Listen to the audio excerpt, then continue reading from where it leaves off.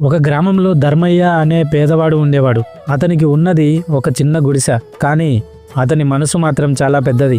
రోజు ఉదయాన్నే లేచి స్నానం చేసి ఇంటి ముందు ముగ్గు వేసి అమ్మవారిని భక్తితో ధ్యానించేవాడు. తన దగ్గర ఉన్న ఒక చిన్న పండునో లేదా గ్లాసు పాలనో అమ్మవారికి నైవేద్యంగా పెట్టి, తల్లి అందరినీ చల్లగా చూడు అని వేడుకునేవాడు. అదే గ్రామంలో కోటయ్య అనే ధనవంతుడు ఉండేవాడు. అతని దగ్గర చాలా సంపద ఉంది. అతను ప్రతి సంవత్సరం చాలా గొప్పగా ఆడంబరంగా మహాలక్ష్మి పూజ చేసేవాడు. వందల రకాల పిండి వంటలు, బంగారు పూలు, వెండి సామాగ్రితో పూజ చేసేవాడు. కానీ అతని మనసులో మాత్రం గర్వం ఉండేది. నేను ఇంత ఖర్చు పెట్టి చేస్తున్నాను కాబట్టి అమ్మవారు నా ఇంట్లోనే ఉంటుంది అని అనుకునేవాడు. ఒకసారి అమ్మవారు వారిద్దరినీ పరీక్షించాలనుకున్నారు. ముందుగా ధనవంతుడైన కోటయ్య ఇంటికి వెళ్ళారు. నాయనా, ఆకలిగా ఉంది, కొంచెం అన్నం పెడతావా అని అడిగారు.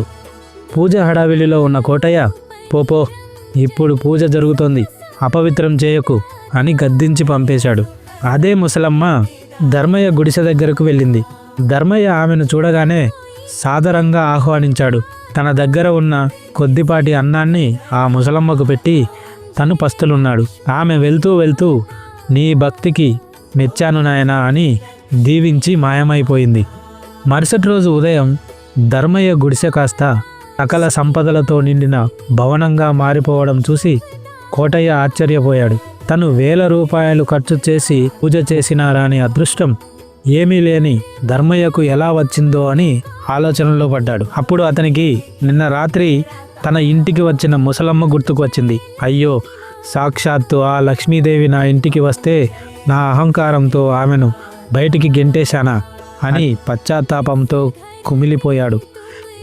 కోటయ్య కళ్ళలో నిజమైన మార్పును చూసిన అమ్మవారు అతనికి కలలో కనిపించి ఇలా చెప్పారు. కోటయ్య, నాకు బంగారు పూలు, వెండి పళ్ళాలు ముఖ్యం కాదు. నీ మనసులో ఉండే భక్తి, ఎదుటివారి పట్ల చూపే కరుణే నాకు నిజమైన అలంకారాలు. అనేది ఇతరులకు సహాయం చేయడానికి ఇచ్చిన బాధ్యత మాత్రమే, అది అహంకారానికి కారణం కాకూడదు అని చెప్తుంది. అప్పటి నుండి కోటయ్య తన దగ్గర ఉన్న సంపదతో పేదలకు సహాయం చేస్తూ నిజమైన లక్ష్మీపుత్రుడు అనిపించుకున్నాడు. ఇటువంటి వీడియోల కోసం మన ఛానల్ను సబ్స్క్రైబ్ చేసుకోండి.